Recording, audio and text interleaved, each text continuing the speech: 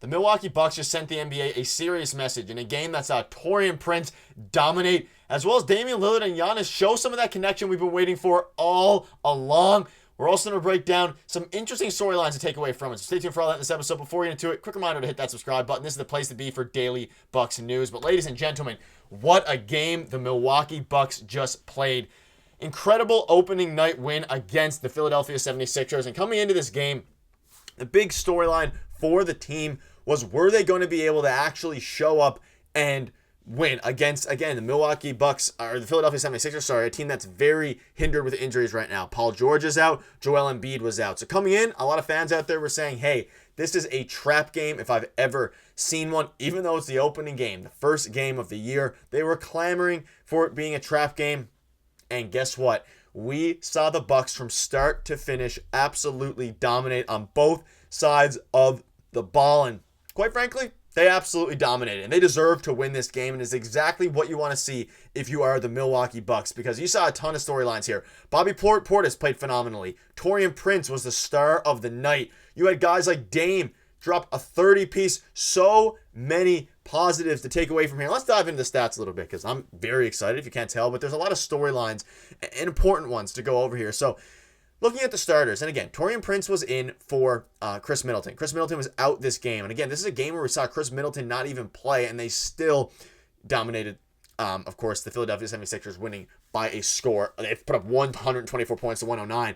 But Taurean Prince had 16, 5, and 3. We're going to dive into his game in a minute, but let's start from the top. So Giannis Antetokounmpo put up 25, 14, and 7, and he was one of the key contributors right off the get-go. He had 7 rebounds early in the first quarter. He was everywhere on the glass. Of course, he finished with 14 rebounds, but he was crashing the glass defensively, something that we've wanted him to continue to do and something that we've seen him continue to do.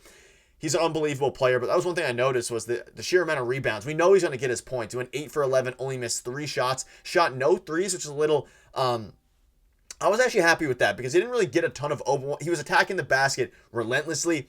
16 free throws, 9 for 16 from the line. Not the best percentage, but that's what you expect from Giannis Antetokounmpo at this point. Slowly improving, but again, what a game from Giannis. Exactly what you'd expect. And that's why I'm not going to harp on Giannis too much in this video, because quite frankly, this is what you expect from your star player. But him almost getting a 30-point triple-double is very impressive. Brook Lopez also didn't have a great game offensively. He put up 10 points, 8 boards, 6 assists, but he was facilitating well. Again, 6 assists is very good for Brook Lopez, something we don't see a ton of, but he's slowly starting to facilitate more, especially now that he has so many other weapons. But the 6 blocks was the thing that impressed me the most. I mean, you're looking at this Brook Lopez, this Milwaukee Bucks team, and you're thinking they need to step up their game defensively. And that starts with, of course, obviously your guards, but Brook Lopez went out there and put up 6 blocks. He was protecting the paint well. Again, they didn't have Joel Embiid, so it wasn't as hard of a matchup for Brook Lopez as usual. But he put up 6 blocks in this one and really set the tone defensively. And by doing that, we know that Brook Lopez is going to protect the paint at all costs, at all time. But it was a great sign to start the season. Again, coming off of an interesting offseason for him, dealing with a little bit of injuries. And to see him look pretty healthy out there, put up 6 blocks, 10 points. You love what you saw from him. And again, 3 for 11, 1 for 6 from 3. The shot's going to come. It's still super early in the year. Not going to complain too much about any of that. But to see him put up a 30-piece this early was not only very encouraging, but very exciting as well, because that's what's going to win them games. Yes, they won this game primarily based on their offensive explosion from Bobby Portis and a couple other guys, but defense is what's going to actually propel them and help them beat the better teams in the conference and in the league. And again, the Sixers, when healthy, are very solid, but solid game from Brook Lopez. And now it's time to talk about Damian Lillard. He looked unreal. Coming into the season, I had a video on it earlier today about how Dame is calling out the haters, calling out the fans, the media, saying he is ready to come out and absolutely dominate this year. He looked healthy. He looked great. He had 39 and 6. He was crashing the glass. Rebounds were clearly a point of focus for Doc Rivers and his team. They were crashing the boards relentlessly.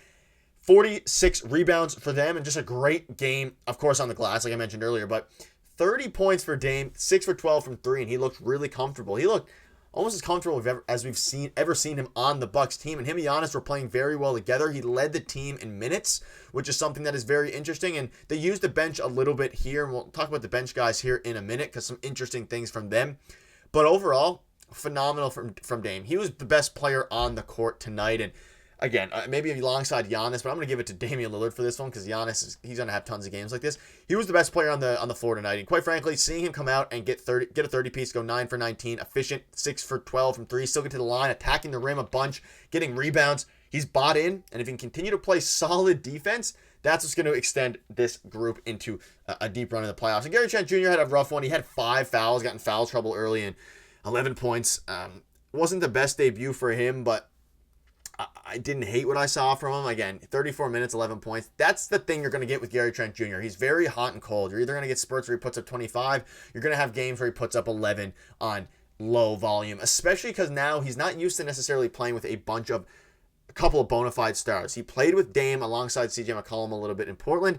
Again, on the Raptors, he was asked to be more of a scorer. Now that he's at this point of his career and he's playing for the Milwaukee Bucks, they have Dame, they have Giannis Antetokounmpo, and they'll have Chris Middleton when he comes back. He's going to be more of a defensive-minded guy who can go out and get you buckets when you need them, when your team is struggling on the offensive end, when you can't get a bucket, you give it to Gary Trent Jr. If Dame is struggling, Giannis is ice cold, you give it to Gary Trent Jr. So he wasn't really needed tonight, but a solid game from him. But man, did Taurean Prince have a game. Taurean Prince obviously was the starter tonight. He looked phenomenally on the defensive end. He looked even better on the offensive end. Missed 1 shot in 30 minutes, 4 for 5 from 3. And he's finally being able to be used in the role that he is meant to be in. And there were some interesting comments, just a bunch of different things. Obviously, he was used primarily with the Lakers and other teams as a spot-up 3-and-D player. He was asked to do a bit more than that tonight. He put up 16 points, 3 assists, 5 rebounds. He was slashing. He was passing better than I thought. I loved his vision out there tonight, which is something that you don't expect that with Taurean Prince.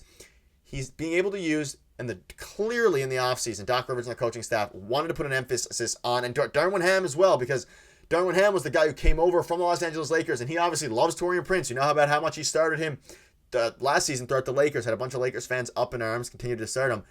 Now that they're actually using him the proper way, he looked incredible. And once Chris Middleton comes back and he's shifted to the bench, assuming he stays on the bench and doesn't get taken out in favor of Gary Trent Jr., man, oh man, is their bench unit going to be great. Because Pat Connaughton had a solid game, but Bobby Portis Jr.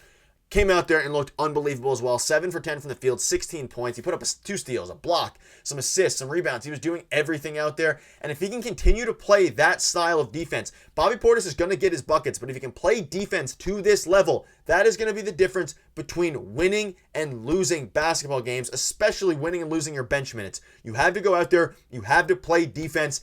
And that is what he was doing. He had 2 steals and a block. And that's what impressed me the most and got me super hyped up was early in the game, he was aggressive. He hit his threes, but he was playing defense. That is something the Bucks desperately need. So let me know if you are as hyped as I am about this team. Super excited. This is the place to be for daily Bucks news. So make sure to smash that subscribe button. And we'll have another video for you guys tomorrow. Stay tuned for that. And let me know in the comments what your thoughts are. Cheers.